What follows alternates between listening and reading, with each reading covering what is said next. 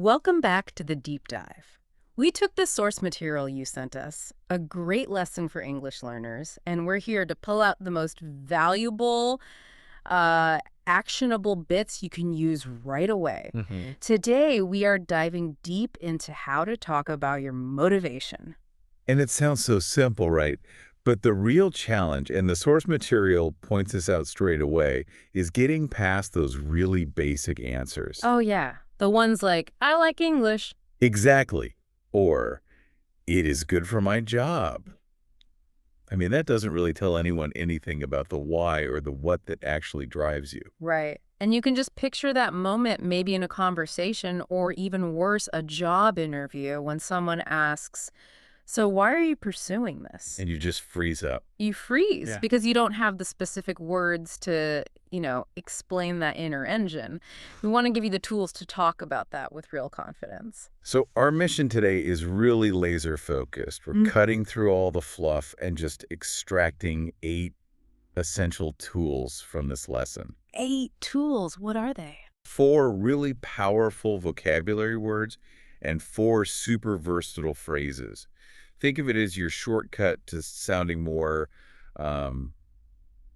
purposeful and articulate. Perfect. We've tailored this for you, the learner who wants those quick, memorable nuggets you can just plug and play. Yeah, right away. Okay, so let's unpack this. We'll start with the building blocks, the vocabulary.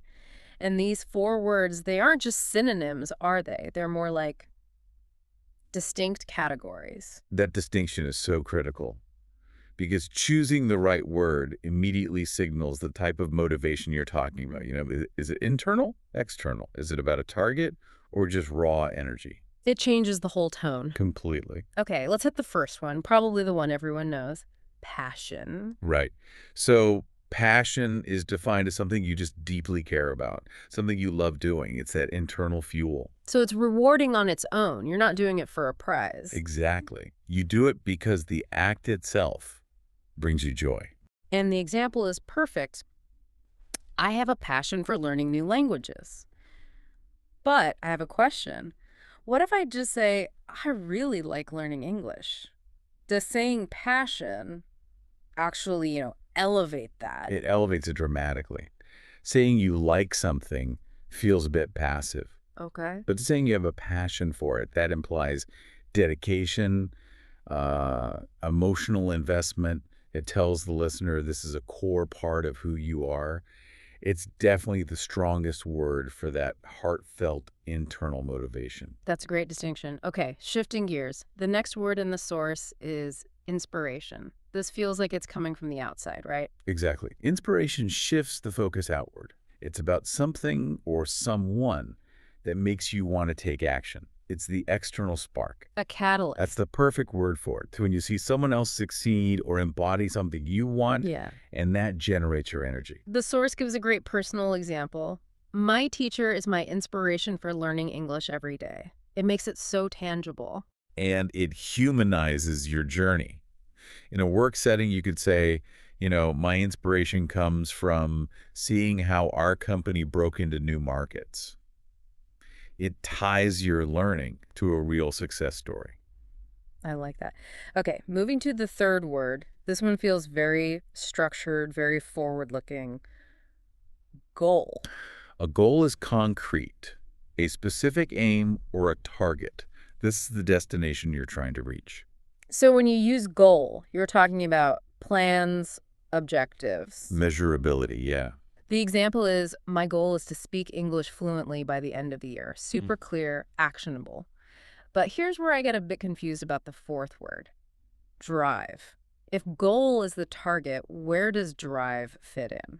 That's an excellent question, and the distinction is so important, especially in interviews. Drive is the energy and the determination you have to get to the goal. Ah, okay. So if the goal is the destination, drive is the engine that keeps going. It's the grit. So goal is the what, and drive is the how long and how hard you're willing to work for it.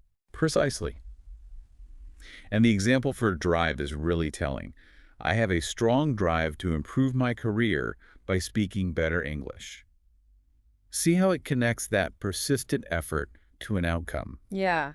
You wouldn't say I have a strong goal to improve my career. Right, because drive includes the effort over time, while goal is just the objective itself, using drive signals commitment, tenacity. So we have a 4-point compass. Passion is internal love. Inspiration is an external spark. Goal is the target. And drive is the persistent energy.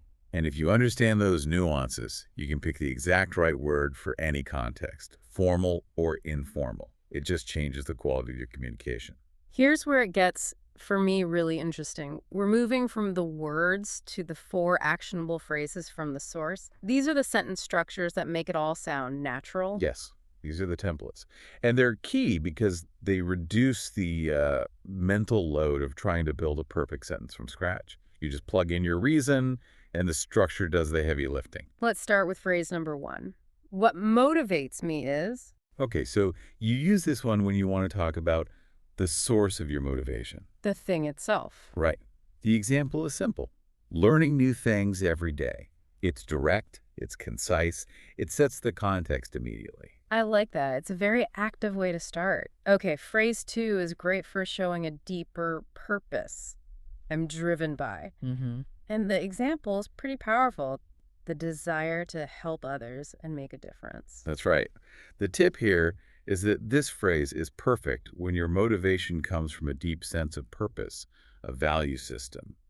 And notice how much stronger that sounds than just saying, my purpose is to help people. Oh, yeah. I'm driven by implies that your values are actually compelling you to act. Exactly. It's very purposeful. Okay, structure number 3 is super clear. Focus on the immediate benefit. I do this because... This is your go-to for explaining the simple, immediate reason for an action. The example is really expressive. It brings me joy and makes me feel fulfilled. I love that. It explains the why with simple, emotional words. Joy, fulfillment. You don't need any jargon. And it works anywhere, casual or professional. Okay. And finally, structure 4, which tackles persistence. It sort of implies the task isn't always easy. The reason I keep going is... Yes, this one is perfect for talking about challenges. When things get tough, why do you persist? The example given is because I want to be fluent and confident when I speak English. It frames persistence in the face of difficulty. It says, yes, effort is required, but my goal fluency is worth the sustained drive. It's your structure for explaining resilience. So we have a source identifier, what motivates me is, a purpose identifier, I'm driven by, a reason identifier, I do this because, and a persistence identifier, the reason I keep going is. That is a seriously complete toolkit. It is.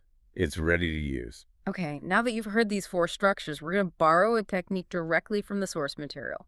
We have to turn this knowledge into, like, muscle memory. Yeah, this isn't passive listening time. Not at all. This is active engagement. We really encourage you to practice right now. Think about it. You're talking to a friend about why you're learning English, or you're in an interview. You need these phrases to come naturally. So we're going to do the repeat after me exercise right now. Say these phrases out loud and fill in the blanks with your own reasons. And don't worry about being perfect. Just worry about being audible. Actually say the words. Ready. Repeat after us and fill in your blank. First one. What motivates me is... Plus. Next. I'm driven by off. Okay. I do this because pause. Yeah. And the last one, the reason I keep going is fuzz. Awesome. I hope you can already feel that little shift. You've taken something abstract and turned it into active speech. And that's the whole point. Consistent practice. If you use these with your friends, your family, that mental block just disappears. It's replaced by automatic recall. And that recall is what turns into confidence. Exactly. So to really lock this in, let's move to our critical checkpoint. The source wraps up with a mini quiz to test your understanding of the tone of motivation. All right. And this isn't just about getting it right. It's about understanding why some expressions are stronger in English. Okay, I'll pose the question from the quiz. Which of the following is a way to express motivation? Ready for the options? Yep.